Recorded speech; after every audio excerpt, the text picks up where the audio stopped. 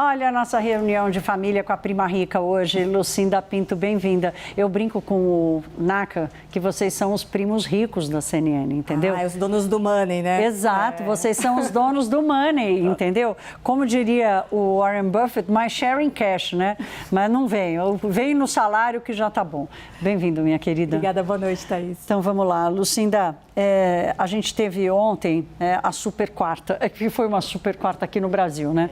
Então eu até consegui dar o resultado do Copom aqui no hora H ontem, com a redução de 0,25 ponto percentual da taxa de juros, mas tivemos também a decisão de manutenção dos juros nos Estados Unidos. Conta pra gente sobre as decisões, mas principalmente sobre as reações do mercado.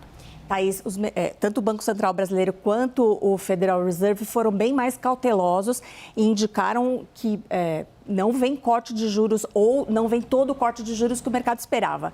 Aqui, o Banco Central indicou que pode vir mais 0,25 ponto percentual, mas com muito cuidado a depender da evolução da crise, do espalhamento da inflação. E isso já levou muitos economistas a revisarem para cima as suas estimativas de taxa Selic no fim do ano. Já tem gente falando em 13,5%, já tem casas falando em 14% de juro no fim do ano. Ou seja, esse ciclo de alívio monetário pode ser bem mais curto do que a gente desejaria, do que a gente esperava.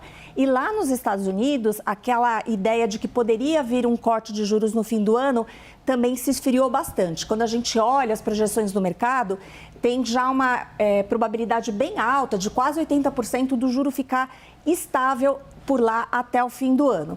E aí, diante dessas notícias, a gente imaginava que a gente abria com um dia bem nervoso, juros futuros, e não foi nada disso que aconteceu.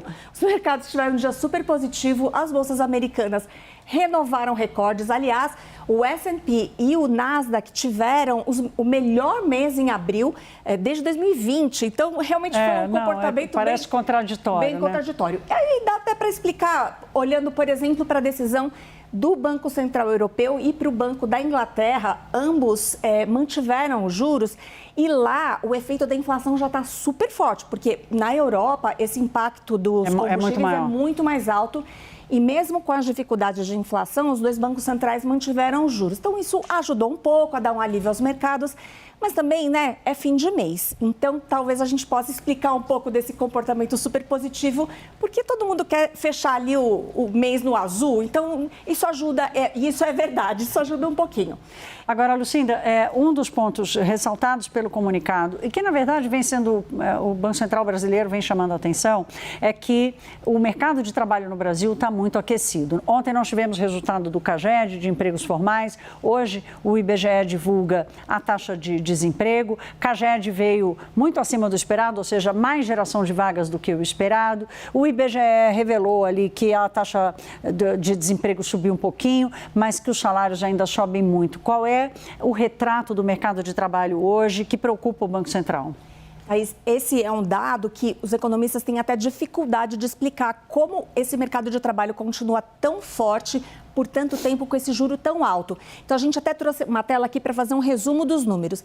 A taxa de desemprego realmente subiu um pouquinho para 6,1%, mas é muito baixa. E o rendimento médio chegou a um nível recorde, R$ 3.722. Olha, para a gente ter uma ideia, o desemprego há um ano era de 7%. E olha que o juro só subiu desde então, né? No entanto, a gente está aqui com esse... Lembrando que chegou a 5% aqui, né? 5,1%, né? Exatamente. Esse 6,1% representam 6,6 milhões de pessoas desocupadas, porque aqui a gente tem os números de emprego formal e também os de informalidade. Então, esse cenário de rendimento muito forte é um cenário de consumo e isso atrapalha o esforço do Banco Central de reduzir a inflação. Então, ou melhor, de reduzir a taxa de juros. Então, realmente, esses números ainda são um limite ali, além do cenário todo de petróleo, de inflação que a gente tem visto piorar aí nas últimas semanas. O mercado de trabalho também é um elemento adicional que atrapalha a vida do Banco Central.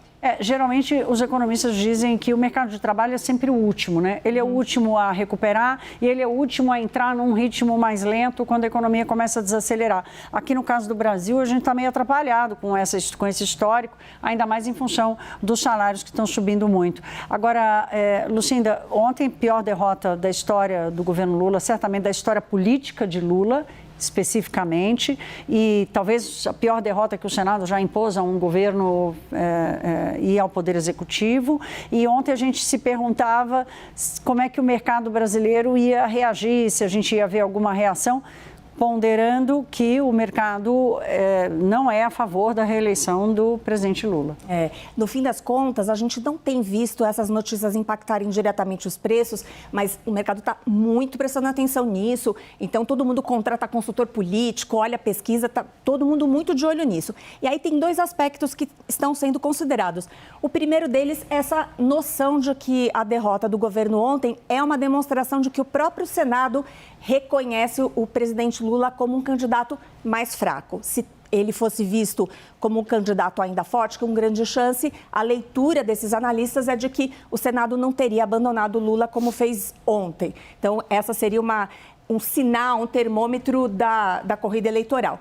Mas tem um outro aspecto que é mais institucional, que tem a ver com o fato do Senado ter rejeitado um nome indicado por Lula, pode atrapalhar daqui para frente que se resolva outros problemas que a gente está vendo. Falta de definição de 2 cadeiras de diretoria do Banco Central, definição de um nome para o presidente do CAD, que está sendo ocupada interinamente por um diretor desde 12 de abril. E o CAD, só fazer uma tecla SAP aqui, o CAD é a Agência de Concorrência do Brasil, né? Isso mesmo. E é super importante porque tem vários casos ali que precisam ser julgados de empresas. Então, a demora nessa definição trava alguns negócios, a evolução de alguns processos econômicos.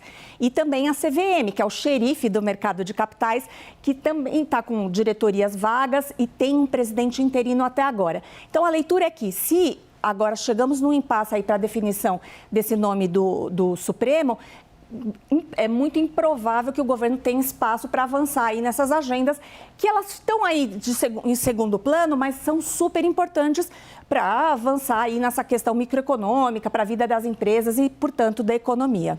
Vamos dar uma olhada como fecharam os mercados aqui? Vamos sim.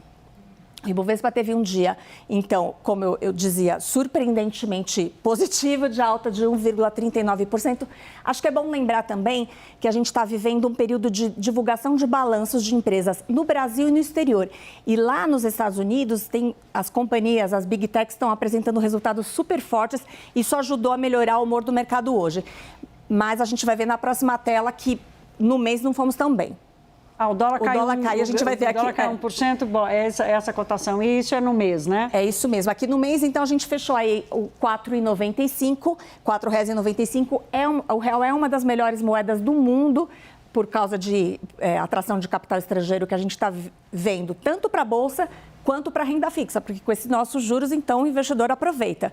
E o Ibovespa, apesar de tantos recordes, a gente teve, acho que 5 recordes este mês, fechou em queda no mês. Isso é uma demonstração do quão volátil nós estamos, né, Thaís? O quão estável está o mercado. Então, caiu aí no mês de abril em 0,08%. Hoje eu conversei com o Rafi Figueiredo, que é estrategista de ações da XP, muito experiente, conhecido. Para mim, faz uma das melhores leituras ali desse mercado, né? Uhum. Ele acompanha muito.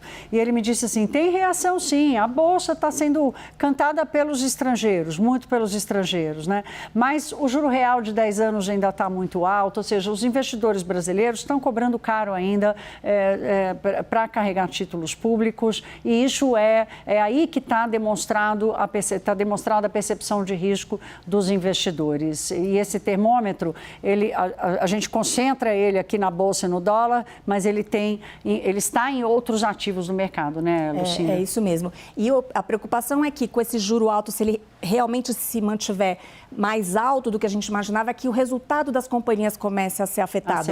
E aí isso atrapalha esse momento tão positivo da Bolsa.